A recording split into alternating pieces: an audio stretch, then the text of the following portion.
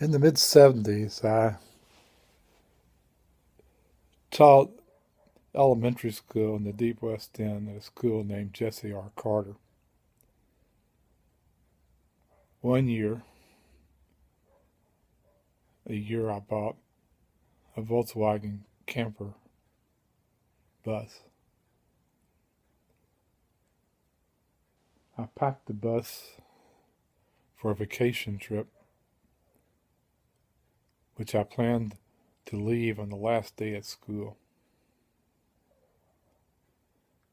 On the last day of school, I was more excited than the kids running from the building. I too ran from the building and jumped in my Volkswagen, started it up. There was an expressway not too far from the school, hit that entrance ramp, drove up, saw a big semi truck coming, thought I could make it, pulled out into the lane, and then I was on the other side of the bridge, coming off, heading out on the interstate for my trip, and standing at the foot of the bridge was this little old man with a little bitty hat on, wearing a big black coat and carrying a bag. He didn't say a word. He just stood there with his thumb out, hitching a ride. I looked, found him kind of mysterious, and proceeded on my trip, driving as fast as that little bug would carry me.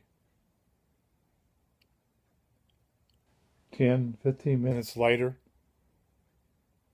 on the right-hand side of the road, standing was a little old man wearing the little old hat, his coat, and a bag in his hand. He not saying a word. He just standing there with his thumb out, bumming a ride. I look at him in disbelief. How could that man get in front of me? I've been driving 65 miles an hour. I didn't see anybody pick him up. I keep going.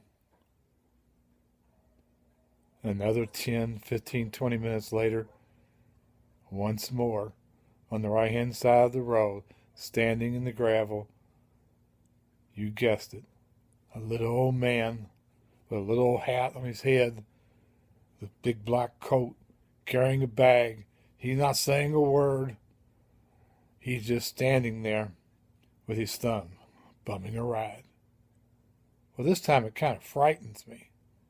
I said, man, this is just too strange. So I take an exit from the interstate onto a side road. And I drive maybe 10, 15 miles, hit a railroad track, train coming. So I stop.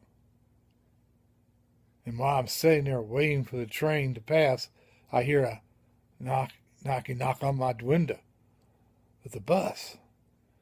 Startled, I look out the window, and there stands, you got it, the little old man, wearing the little old hat, wearing the big old coat, carrying a little old bag. He's not saying a word. He's just sticking his thumb out, looking for a ride. Well, now I'm totally freaked out, so I throw this thing into reverse. I wheel that bus around as fast as I can. I take off in the opposite direction. Well, I drive 15, 20 minutes more and I'm hungry. So, I got to stop. I see a diner. So I stop at this diner, still confused as to who in the hell could that old man be? How is he getting around like this and why does he keep appearing to me?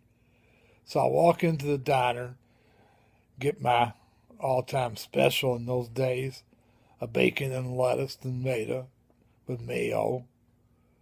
I eat my lunch, my breakfast as well, and I walk back out to my van, start that old van up, and I'm ready to take off into some place different. Start that truck up and I back her up. I hear some rustling noises in the back of my van, something in my van. So I stop and I look around over my shoulder, and there sitting in the back of my van, you got it, the little old man wearing the little old hat on his head, wearing the big old black coat with a big old bag, little bag sitting right next to him. This time, he speaks. He says, Harold Mayer. And I jumped back. How in the hell does this man know my name?